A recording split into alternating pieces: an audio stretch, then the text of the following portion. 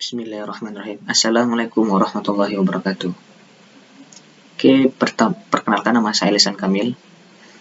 Di video kali ini kita akan membahas tentang struct atau struktur dalam bahasa C++. Mana ini merupakan salah satu tugas dari UAS, mata kuliah struktur data. Nah, kita akan membahas apa itu struct dan kenapa kita memilih struct dibanding dengan array. Jadi struct atau struktur itu adalah kumpulan variabel dengan tipe data yang dapat berbeda-beda dengan satu nama. Jadi maksudnya, misalkan array nih, array kan dia itu kumpulan variabel, kumpulan nilai, tapi harus bertipe data sama. Nah, sedangkan struct ini bisa berbeda-beda tipe datanya. Nah, jadi dia itu kumpulan variabel yang bisa berbeda-beda untuk tipe datanya. Kemudian struct ini mirip dengan kelas. Ya, jadi bedanya itu kalau kelas itu ada variabel atau properti biasanya. Dan juga ada method, behavior atau apa namanya?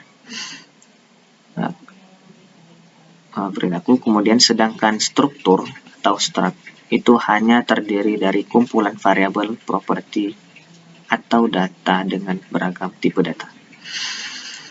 Konsepnya sama seperti tadi ya, yang saya bilang itu mirip dengan array, yaitu perbedaannya hanya pada tipe datanya. Jika array hanya satu tipe data yang sama, sedangkan struct berbeda-beda tipe data. Nah, jadi dia bisa beda. Nah, struct juga bisa membuat sendiri tipe data yang dibutuhkan. Ini kan pada umumnya itu kalau struct itu dia bisa membuat sendiri tipe data yang dibutuhkan.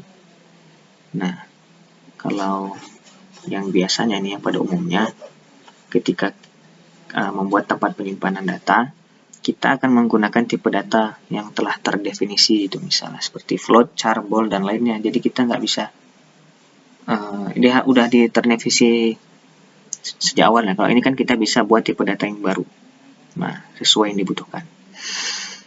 Nah, tipe data baru yang didefinisikan sendiri bisa dalam bentuk struktur, kelas, dan lain sebagainya. Struktur dapat berisi variabel, array, atau bahkan tipe data baru. Nah, yang mungkin juga seperti struct. Nah, untuk mendeklarasikan struct sendiri, seperti ini. Pertama kita buat struct, kemudian nama struct-nya apa nih? Nah, baru di dalamnya kita mau isi tipe datanya apa, bebas, mau integer, kemudian string, boolean, bebas, kemudian kita buat nama variabelnya. Nah, jadi kalau struct ini kita bisa banyak tipe data yang gak hanya satu, gak seperti array. Oke, kita coba lihat codingan. Oke. Nah, untuk struct seperti biasa kita cuman panggil include dulu. Ayo stream.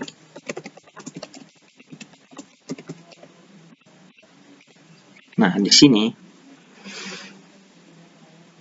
kita buat struct-nya dulu. Struct, misal saya ini mau buat data mahasiswa. Nah, data mahasiswa langsung. Nah, di data mahasiswa ini mau ada data apa aja. Nah, itu struct nih enaknya gitu. Ini ada nama. Kita buat dulu nama itu string. Nama.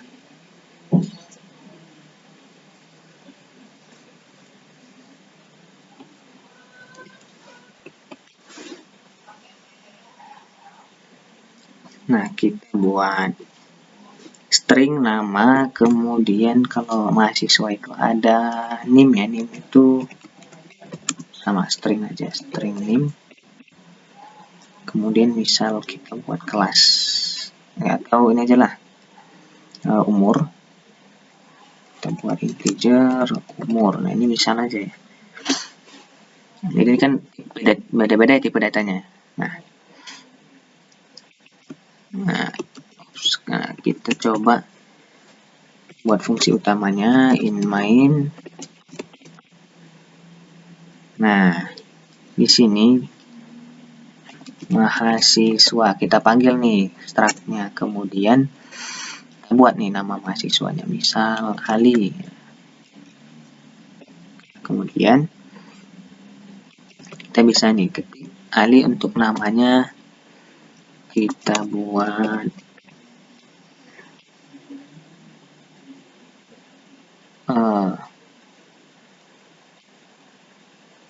tapi bisa Ali, kita buat Ali. Nah, kemudian di sini ada Ali untuk name-nya.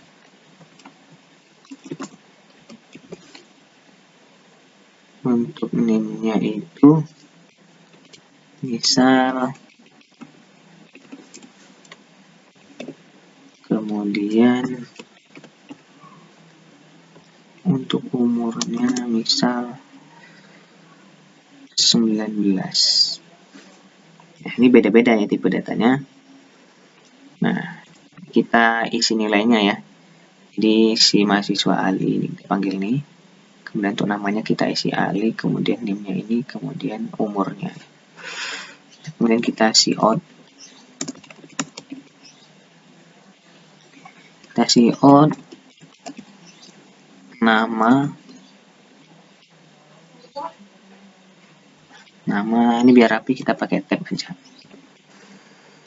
Nama, kemudian Ali dan nama. MDN. Kemudian setelah nama ada name. Ini kita ganti name. Kemudian ada umur.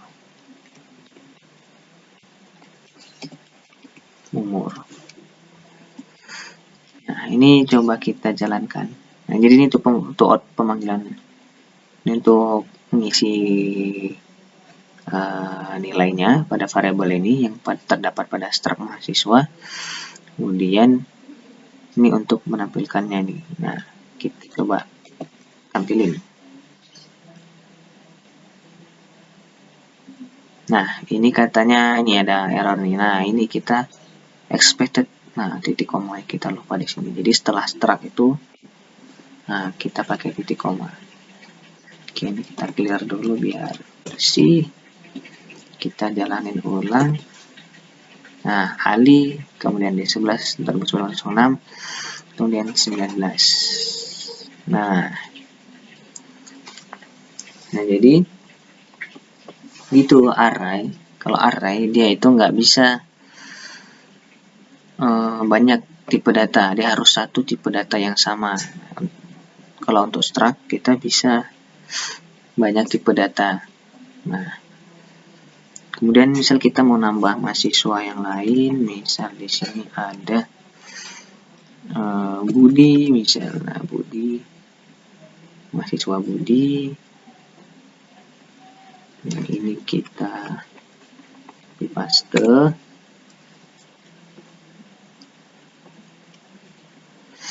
Namanya adalah Budi 089 misal.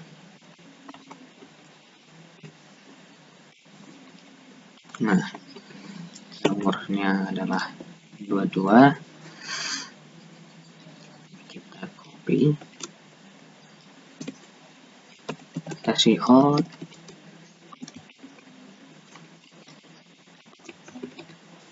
Nah, ini kita buat pembatas. Nah,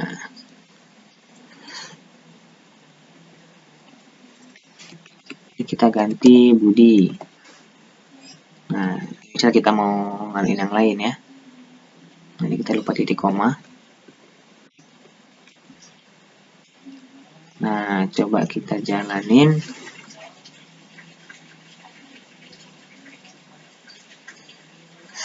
Nah, ini kenapa error ya? Kita lupa nih, kita ganti Budi juga. Nah, kita salah tadi. Oke. Nah, ini kita clear. Kita ulang. Yang lupa ya, itu Ali, ini untuk Ali. Kemudian Budi juga di sini harus Budi. Nah, biar nggak bentrok. Nah,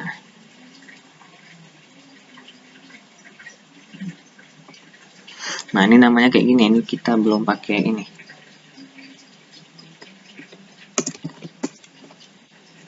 ENDL, N-line. OS. Kita coba. Nah, udah ada 2 data kita. Jadi prosesnya itu, jadi struct ini kita bisa gunakan berkali-kali ya. Jadi ini kayak bisa digunakan berkali-kali. Nah, di sini kita ada data Ali, kemudian ada data Budi. Nah, jadi itu kegunaan struct tadi. Nah, ini kan cara mendeklarasikannya gini. Nah, mungkin ini udah cukup jelas ya untuk prakteknya. Nah, misal ada yang kurang, mohon dimaafkan. Nah, jadi banyak ya fungsi dari struct ini. Nanti kita bisa juga hubungin ke array.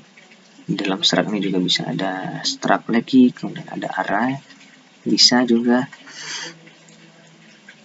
Nah, dari semua itu kita dapat simpulkan bahwa struct atau struktur itu adalah kumpulan variabel dengan tipe data yang dapat berbeda-beda dengan satu nama. Tadi kita struct dengan nama mahasiswa, dan di dalamnya itu ada banyak variabel dengan tipe data yang berbeda-beda. Kemudian struktur atau struct dapat berisi variabel array ya, atau bukan, atau bahkan tipe data baru lainnya juga seperti struct. Nah, seperti yang saya bilang tadi, kita bisa nambah array di sini. Nah, kita bisa nambah array di sini nanti.